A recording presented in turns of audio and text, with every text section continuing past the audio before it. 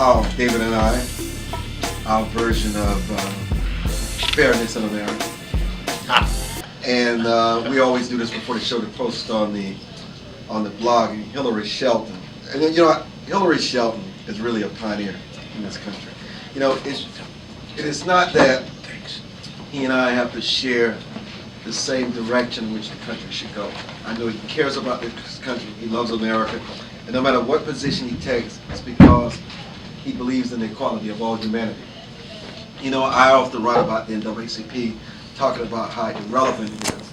But that's just my opinion. Sure. And while it may be irrelevant to me, given where I am in life, it may be of great value to others. Talk about that for us.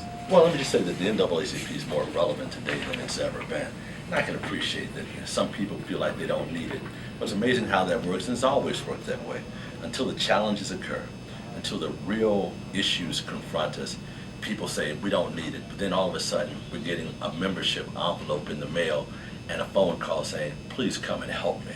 It's amazing how that works. As a matter of fact, there are a number of people that said back in the day that when folk get in trouble, as black folks or anybody's concerned about civil rights issues, and believe it or not, we get a lot of phone calls from non-African Americans that see what's happening to them and realize it's the same kind of challenges African Americans have so openly had in our society for years and years. I'd be interested, what percentage of African Americans / minorities have the same advantages that Armstrong has, and thusly don't feel they need the NAACP? Yes. My guess is it's a very small It's number, and thusly more people in minority who are fit in minorities, like Irish people like me, feel that they need advocacy on their behalf. Oh, absolutely. It's amazing the kinship between the struggles of Irish Americans in this society and the struggles of African Americans. Isn't in it this though? society. Thank you so much. And so many others. There's so many similarities. I mean, we've all experienced in our history the signs on the wall saying, no blacks, no Irish allowed,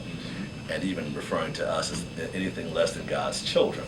But in this case, as we go back to why the NAACP is so important, it's a structure, it's an approach, it's a philosophy, and it's a thing. In other words, when people are working for full first-class citizenship, they need a structure to do that.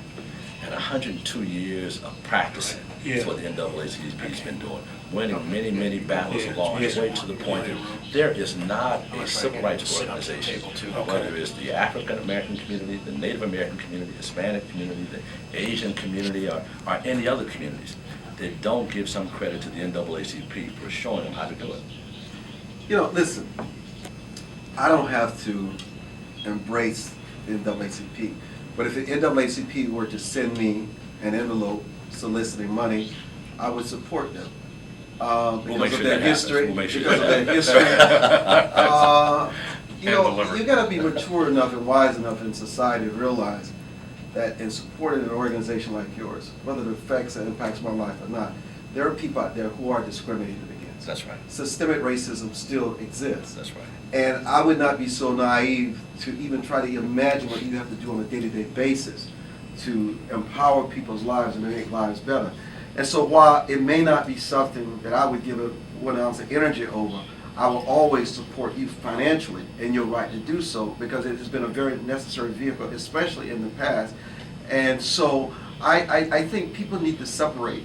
And I know people will say that there's a double standard. NAACP doesn't represent them, and they have one standard for blacks and one standard for white. It's easy to speak out of a vacuum, but I think people really need to study the history. Absolutely. Do their own research. That's and right. come to an understanding, not filtered by the media or some experiences that someone may have had.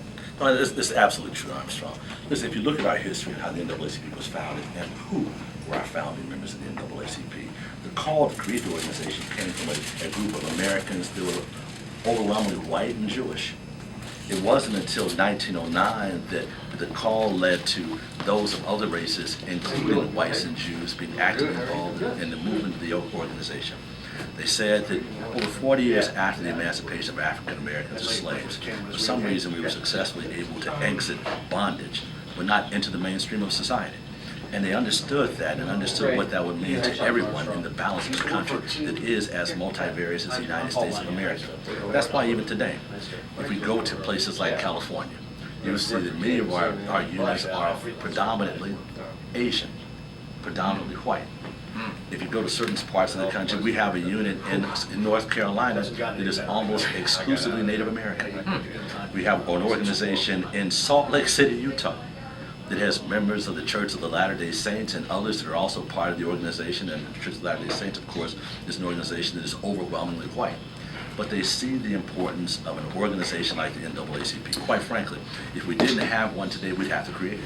Listen, And they that's were, because how they were discriminated against. that's how. And they were run out of Kirtland, Before the Ohio. show, take with And Hillary they Shelton. were being exterminated. I'm Armstrong Right. Williams, David Modell.